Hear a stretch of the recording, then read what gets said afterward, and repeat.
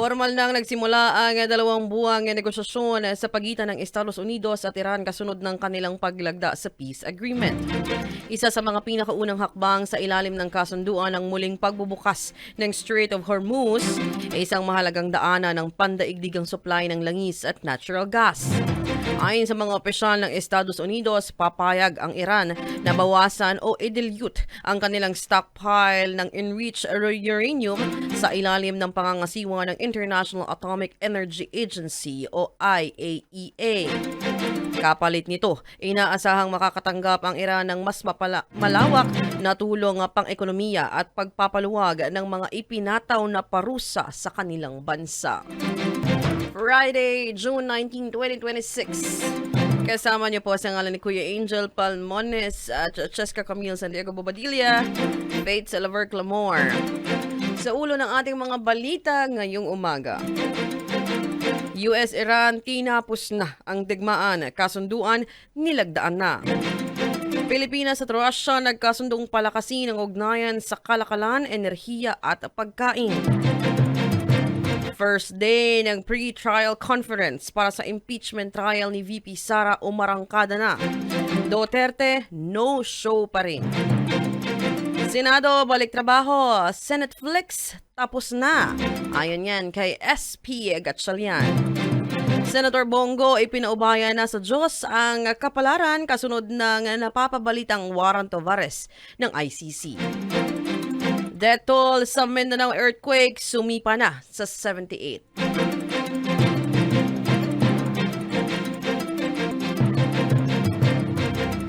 Formal nang lumagda sa isang kasunduan si US President Donald Trump at ang Pangulo ng Iran na naglalayong wakasan ang digmaan sa Middle East na nagsimula noong Pebrero 28 ngayong taon. Sa report ng agency France Press, sumang-ayon ang Tehran na lusawin ang enriched uranium kapalit ng malawakang tulong pang-ekonomiya.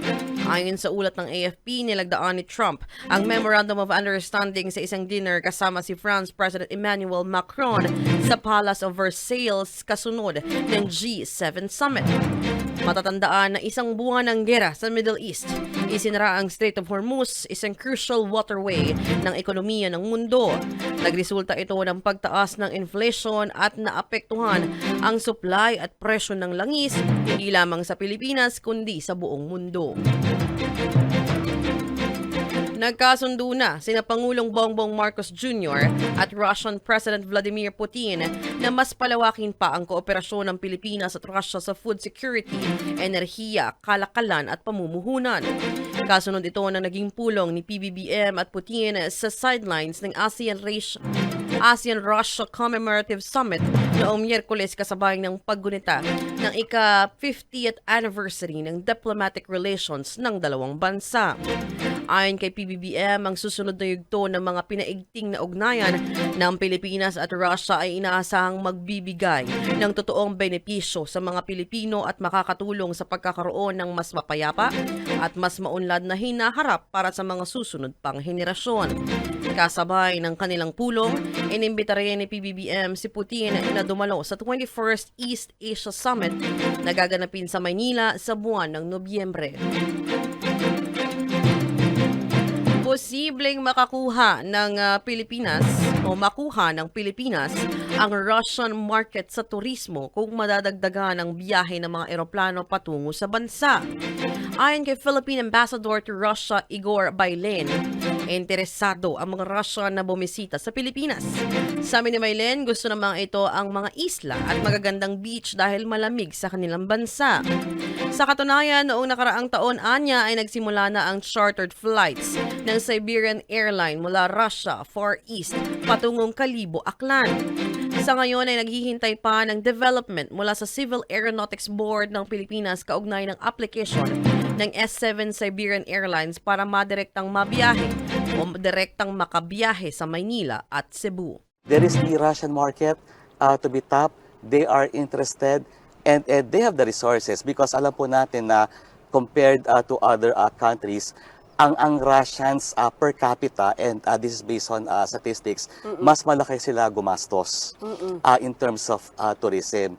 So iyan po ay dinadevelop natin so that in terms of economic relationship, tourism is a very important part of the economic relationship, and there is great potential. Sa iba pang balita, opisyal nang sinimulan kahapon ang pre-trial conference para sa impeachment trial ni VP Sara Duterte. Pinangunahan ito ni Senate Secretary at Clerk of Court Renato Bantog Jr. kasama sina Deputy Clerks of Court Attorney Marivic Laurel Garcia at Attorney Maria Valentina Cruz. Present sa conference ang prosecution panel mula sa Kamara sa pangunguna ni Batangas Representative Gervel Luistro. Bagaman no-show pa rin si VP Sara, dumalo naman ang kanyang defense team sa pangunguna ni Attorney Michael Poa. Ang pre-trial ang nagsilbing initial gathering ng parehong panig bago ang formal na pag-convene ng Senado bilang impeachment court. Magpapatuloy naman sa Lunes, July 22 ang pre-trial conference na yan para sa impeachment ni VP Sara Duterte. Ito ay makaraang mabigo ang prosecution at defense team na makumpleto ang evidence marking session sa unang araw ng proceedings. Ayon kay Attorney Michael Poa, tagapagsalita ng company VP Sara, ang naging proseso ay mas mahaba kaysa sa kanilang inaasahan dahil sa dami ng dokumentong kailangang i-review. Umaasa naman si Poa na matatapos na ang marking process sa Lunes, ngunit kung hindi pa niya ay handa naman silang bumalik muli sa Martes, July 23, lalo't napakarami pang documentary evidence sa ibang articles of impeachment. Sa kaugnay na balita na yan, itinanggi naman ng defense team ni VP Sara Duterte na hindi sila handa sa kanilang pagharap sa unang araw ng pre-trial conference kahapon. Ayon sa kanyang spokesperson at defense, Attorney Michael Poa, iginagalang niya ang naturang pahayag ngunit kune-question kung saan at ano ang pinagmulan nito. Git ni Poa, dumating silang handa at katunayan ay matagal na nitong pinaghandaan. Kumpiyansaan niya ang defense team na wala sino man sa mga present sa pre-trial conference ang makakapagsabi na hindi sila nakapaghanda para sa nasabing proceedings. Binatikos naman ng House of Prosecution Panel ang hindi pagsipot ni Vice President Sara Duterte sa isinagawang pre-trial conference ng impeachment case kahapon. Ayon, patunay kay House Trial Spokesperson Rene Co, patunay umano ito na hindi sineseryoso ng Vice Presidente ang proseso ng impeachment case laban sa kanya. Dagdag pa ni Co, bagaman hindi pa obligadong humarap ang Vice Presidente, ang personal sana nitong pagpunta kanina ay pagpapakita na handa nitong sagutin ang mga alegasyon. For me, hindi nila sineseryoso ang proseso. Para seryosohin yung proseso, we are looking for independent affirmative defenses. Ibig sabihin po, yung mga sagot na talaga pong nagre-respond sa mga tanong, sa mga alegasyon. Hindi yung simpleng sasabihin yung, hindi po yan totoo, pero hindi po magpo-provide ng counter-answer kung bakit hindi yung totoo. Samantala, bigong matapos kahapon ang marking of evidence matapos magkaroon ng hindi pagkakasundo ang magkabilang panig sa mga ipinakulang o ipinanukalang stipulations. Dahil dito, inaasahan ng prosecution at depensa na magsumite ng kanilang mga komento upang maipagpatuloy sa mga susunod na hakbang ng paglilitis. Tapos na ang Senate Flex. Ito ang tiniyak ni Senator Sherwin Gatchalian kasunod ng formal niyang pag-upo bilang Senate President. Ayon kay Gatchalian, balik trabaho na ang mataas na kapulungan matapos ang ilang linggong tensyon at mga issue. Giit ng bagong Senate President, balak niyang mag-reach out sa lahat ng kanyang mga kasamahan para matiyak na magtutuloy-tuloy ang legislative work ng Senado. Nang tanungin kung may iba pang minority senators na nais lumipat sa bagong mayorya, sinabi ni Gatchalian na hindi niya maaaring pangunahan ng pasya ng kanyang mga kapwa-senador. Gayunpaman, sigurado anya siyang iisa lamang ang nais ng mga ito na makabalik na sa trabaho. Umaasa naman si Pangulong Ferdinand Marcos Jr. na mas magiging maayos at organisado ang Senado matapos mahalal si Senator Sherwin Gatchalian bilang Senate President. Ayon kay Marcos, inaasahan niyang magiging daan ang pag-upo ni Gatchalian bilang Senate President upang maibalik ang normal na pagpapatakbo ng lehislatibo matapos ang ilang linggong sigalot sa liderato ng Senado. Nagpahayag din ng suporta ang presidente sa posibleng pag-upo ni Senator Francis Cheese Escudero bilang presiding officer ng impeachment court basta't naaayon ito sa legal na proseso.